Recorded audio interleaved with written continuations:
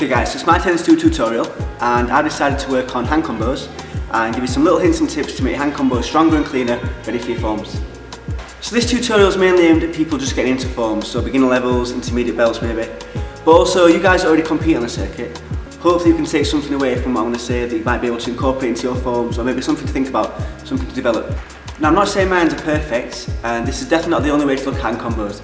These are just things that I've picked up as I've gone through drilling hands, because I spend quite a lot of time with them. And these little hints and tips, kind of things that I've picked up and learned along the way.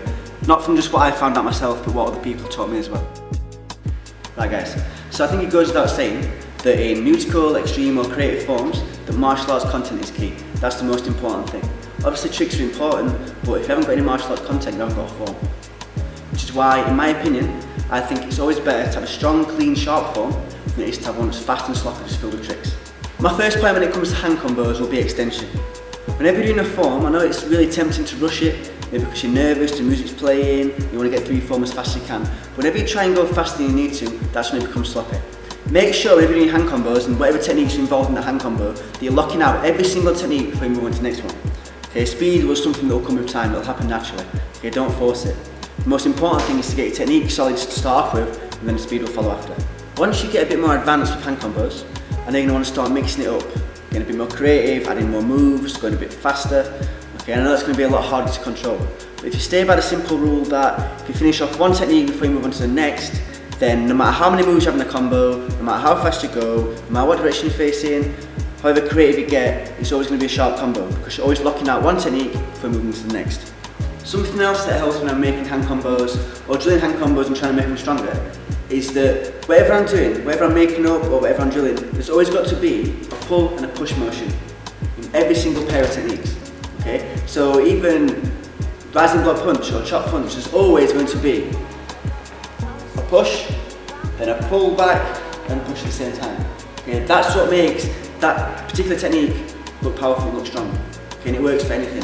For example, if I was to go chop, punch, outside block, punch, this outside block doesn't look very powerful because there's no pull motion to go with the push. Okay? So you've got pull and push, then just push. Okay? To make that look more powerful, maybe you could go 1, 2, down, in. Okay? So from there, 1, 2, you've got the push and the pull, to push and the pull. Okay? And that works for any pair of techniques. Anytime you're making a combo, anytime you're drilling your own combos, try and think, have I got a pull and a push motion in everything that I'm doing? Okay, break your form down, look at your hand combos and see if that works. Or maybe there's a part of your form that doesn't look as powerful as the rest of it, and this might be the case. Also, when you're making hand combos up, you always want to think to yourself, am I giving my hand combo the best possibility of being seen? Okay, so that might be taking into consideration the direction you're facing or what angles you're punching at. Okay, because bearing in mind, when you're doing a form in a competition, you've got judges that are looking out for your martial art techniques. Okay, if you've got a really nice combo, but they can't see most of it, you're not going to get credit for it.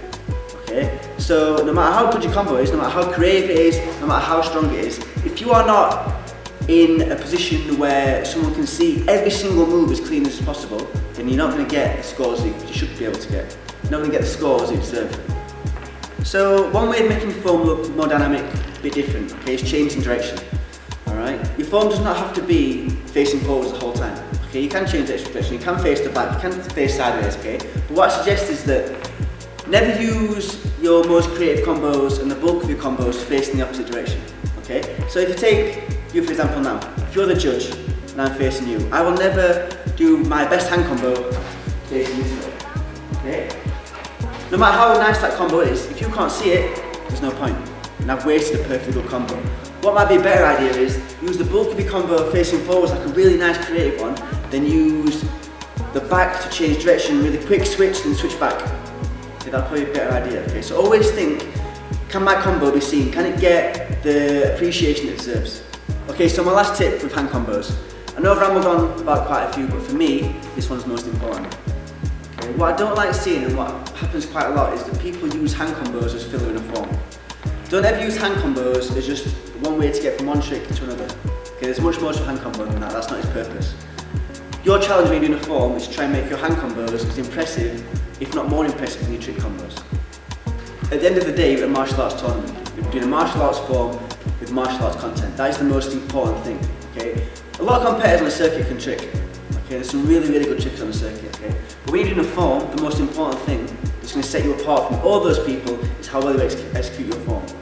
If you can do a really nice form with hand combos in, they're really good, really creative, really strong, compared to someone that does maybe a few punches, a few chops, but then throws whatever crazy trick combos, then you're always going to win, because as nice as their tricks are, it's not a trick battle, it's a form. Okay, so that's what you've got to think about first and foremost. So when you're doing a form, martial arts content comes first. So just to recap, the 3 most important points when it's taking this tutorial are: 1, they've got extension in every single hand technique you do, so finish off one technique before you move on to the next. Okay. Second point is that try and make sure whenever you're making a hand combo or whenever you're like reviewing a hand combo, make sure you've got a pull and a push motion. The third one is that don't ever use hand combos as filler. Try and put as much emphasis and as much energy and time into your hand combos as you would your tricks. Okay, attention to detail with hand combos is really key. Okay, don't just try and think that hand combos come secondary to anything else. They are the most important thing in your form, and that you need to show that. And lastly, like I said before, my hand combos and my forms are by no means perfect. These are just little things that have helped me out personally. From what I've found out by drilling myself and what other people have taught me, that have really made a difference to my training and how I kind of look at hand combos and forms. So hopefully it'll do the same for you. If not, then I'm sorry, but I'll try my best. So yeah, hopefully you can take at least one thing away from this. If you can take one thing away from it, then I'll be happy.